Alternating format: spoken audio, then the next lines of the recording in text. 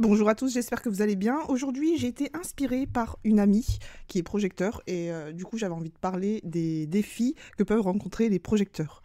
Et c'est marrant parce qu'à chaque fois que je rencontre un projecteur, il me parle d'un défi qu'il rencontre et il comprend pas pourquoi.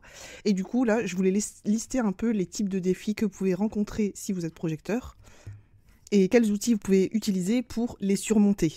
Alors, première chose à savoir, c'est souvent lié à la manière dont vous allez gérer votre énergie et la manière aussi dont vous êtes perçu. Alors, le tout premier défi que j'ai observé parmi les projecteurs, c'est le fait de se sentir épuisé ou vidé. Les projecteurs, sachez que vous n'avez pas un moteur énergétique constant. Je pense que vous le savez si vous êtes ici à écouter. Et ça peut littéralement griller votre moteur énergétique parce que vous avez cette manière d'absorber l'énergie des autres et vous allez vous sentir vidé, surtout quand vous allez être dans des environnements intenses ou avec des personnes qui sont très énergétiques, comme les MG et les générateurs. Bien sûr, un autre défi que tu peux rencontrer, j'ai envie de dire c'est le principal plutôt, c'est le fait de ne pas être reconnu ou ne pas être invité, parce que ça va être ta plus grande source de frustration ou d'amertume, parce que je sais que encore l'amertume c'est encore peu connu ou c'est mal interprété, et ce qui va créer un sentiment de rejet ou d'inutilité ou d'aliénation. Ensuite, il y a le fait d'avoir la difficulté à poser des limites. Parce qu'en tant que projecteur, tu as envie d'aider, de guider. Ce qui fait que tu vas souvent dire oui à des choses que tu n'as pas envie de faire, même quand tu es fatigué. Ensuite, le fait que tu peux avoir beaucoup de doutes, tu peux aussi suranalyser, parce que les projecteurs, vous adorez ça, hein, analyser. Limite, il vous faudrait un tableau Excel pour tout classer, tout analyser, essayer de tout comprendre. Et quand tu doutes comme ça, tu vas être dans la suranalyse, tu vas être dans l'autocritique et ça doit t'épuiser mentalement. Encore un autre point qui me vient, c'est le fait de te comparer aux autres types énergétiques. Te dire ah ouais, mais j'aimerais trop être générateur. Parce que tu as l'impression de ne pas être assez productif ou tu as l'impression de ne pas avancer comme un générateur. Il y a un autre point aussi que je rencontre souvent avec les projecteurs et ça se voit tout de suite, en tout cas c'est mon observation personnelle, c'est le fait d'avoir ce sentiment d'être isolé. Comme tu as une énergie qui est rare et que tu as besoin d'invitation, tu peux te sentir facilement mis à l'écart, incompris. Et en plus de ça, si tu es autorité émotionnelle, j'ai envie de dire que tu vas passer une vague vraiment très intense. Ensuite, il y a un autre défi que j'ai pu observer, c'est de se sacrifier tout le temps pour les autres, de s'auto-sacrifier. Tellement tu veux être utile et reconnu, tu vas oublier tes propres besoins et te donner à 18 000% aux autres. Je dis 18 000, j'abuse, mais c'est presque ça, au détriment de ta santé. Ce qui va amener à un défi suivant, c'est la gestion de la frustration et de l'amertume. Parce que tu vas pas respecter ta stratégie, attendre l'invitation, qui va te créer des émotions négatives, entre guillemets. Parce que pour moi, les émotions, elles sont pas forcément négatives, elles sont là, c'est parce qu'on doit les traverser. Et que quelque part, c'est aussi un indicateur. Ce qui peut te plomber ta confiance en toi et ta motivation. Et un défi que j'aurais dû dire aussi dès le départ, parce que nous vivons dans un monde de générateurs et MG, c'est la difficulté à accepter ton propre rythme. Car comme tu le sais, dans notre monde, on valorise la rapidité, la productivité, ce qui fait que tu dois te battre pour qu'on puisse accepter ton rythme, qu'il est différent. Est-ce que ça se dit? Je sais pas, mais je pense que tu m'as comprise. Et le dernier défi que j'ai pu observer parmi les projecteurs, mais j'ai envie de dire, il y a aussi les générateurs et tout ça, ça dépend aussi des centres non définis, et je dirais c'est la tête, l'ajna, et le centre racine aussi peut y être pour quelque chose. C'est le fait d'avoir toujours des pensées en boucle qui va te générer du stress. Ton cerveau ne s'éteint pas, il est tout le temps allumé. Tu penses et tu sais pas comment te sortir de cette boucle mentale. Donc voilà pour moi ce qui résume des défis principaux des projecteurs. Tu peux en rencontrer certainement d'autres, selon tes centres définis, indéfinis et selon ce que tu as vécu. Et donc maintenant je vais te donner des outils pratiques que tu peux utiliser au quotidien pour surmonter tous ces défis. Déjà de 1, c'est de respecter ton besoin de repos et de récupération.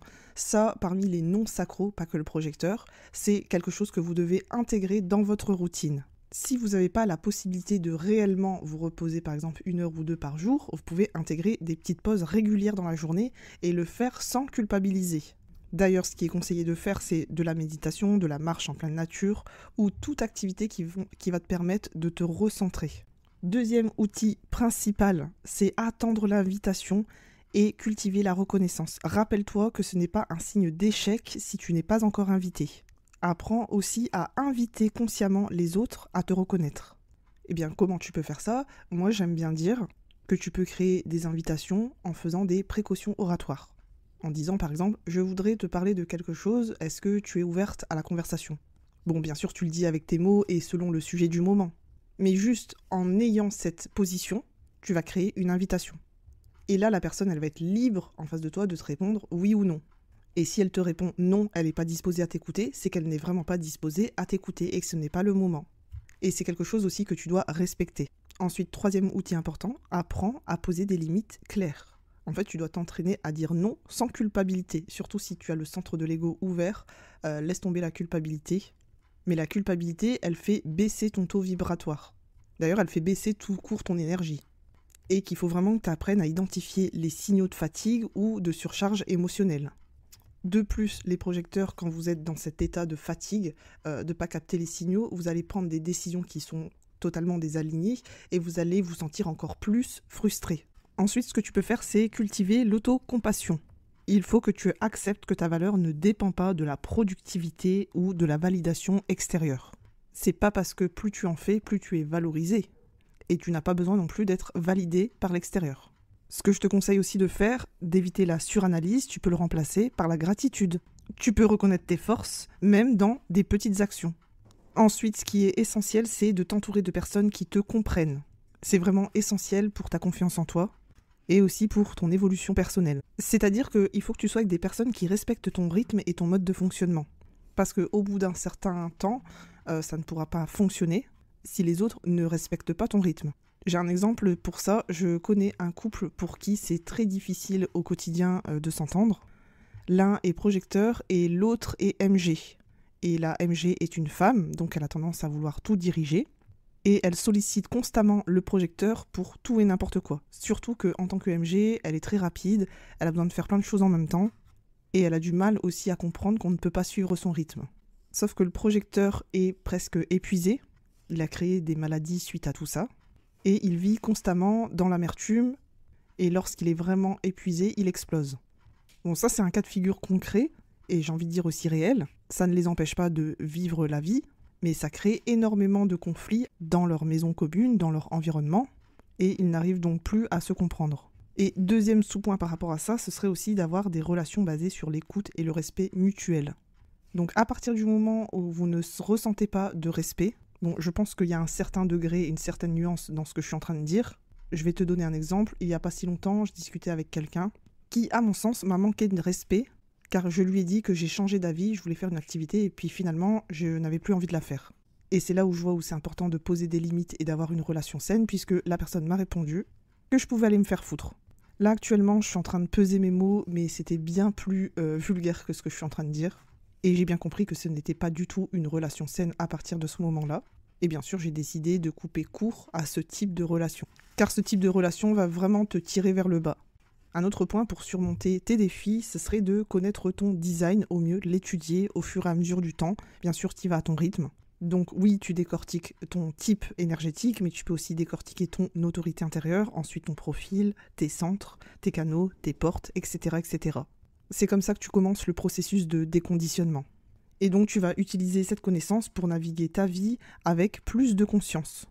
Ensuite, ce que tu peux faire, c'est apprendre à te recharger activement. C'est-à-dire que plutôt juste te reposer, tu peux pratiquer une activité qui te redonne de l'énergie. Donc ça peut être de l'art, de la peinture, de la lecture, aller dans la nature, écouter de la musique, faire de la méditation, comme tu veux, tant que ce soit une activité qui soit assez douce. Tu peux aussi t'entraîner à reconnaître les signes précurseurs d'amertume et de frustration. Par exemple, tu peux avoir une espèce de journal, tu vas noter quand la frustration monte et prendre un temps d'arrêt, pourquoi ça monte, qu'est-ce que tu n'as pas respecté à ce moment-là, et justement transformer ce moment en introspection plutôt qu'en réaction impulsive. Tu peux également apprendre à utiliser la respiration consciente, faire des grandes inspirations profondes et lentes qui peuvent t'aider à calmer ton esprit, surtout quand il est surchargé, et pouvoir te reconnecter aussi à ton corps. Et conseil suivant, ce que je suis en train de dire, c'est limiter la surcharge d'informations, comme prendre des pauses digitales, limiter ton exposition aux médias, surtout à la télé, et quelque part aux réseaux sociaux, le fait aussi de scroller, et éviter aussi les conversations qui sont trop stimulantes. Ça pourrait te vider énergétiquement. Si la conversation prend trop d'ampleur, si c'est beaucoup trop long, ça peut te surstimuler et tu peux arriver à griller ton moteur. Bon, bien sûr, ça, faut le faire pendant plusieurs années. Il y a aussi des pratiques assez puissantes que tu peux utiliser, comme la journalisation, donc le fait d'écrire tes émotions, ce qui a été reconnu, ce qui te pèse. Tu peux même t'écrire des lettres que tu ne vas pas envoyer, exprimer tes frustrations, tes pensées profondes, un petit peu comme un journal intime. Ça va te permettre de libérer ta pression intérieure. Alors ça aussi, c'est un point essentiel pour moi, ça va être de développer ta patience. Trop de projecteurs sont impatients. Il faut que tu te rappelles que le succès et la reconnaissance viendront au bon moment. Il y a une espèce de timing. Si vraiment tu t'écoutes, si vraiment tu es aligné, tu recevras les bonnes invitations. Et enfin, tu peux utiliser des techniques énergétiques comme le Reiki, l'EFT. Alors ça, j'en ai déjà parlé dans d'autres podcasts. C'est une technique de libération émotionnelle que vous pouvez aller regarder sur YouTube ou d'autres plateformes, qui est plutôt puissante et qui est vraiment nécessaire à notre corps énergétique. Et tu peux utiliser d'autres pratiques de nettoyage énergétique justement pour décharger l'énergie qui a été absorbée.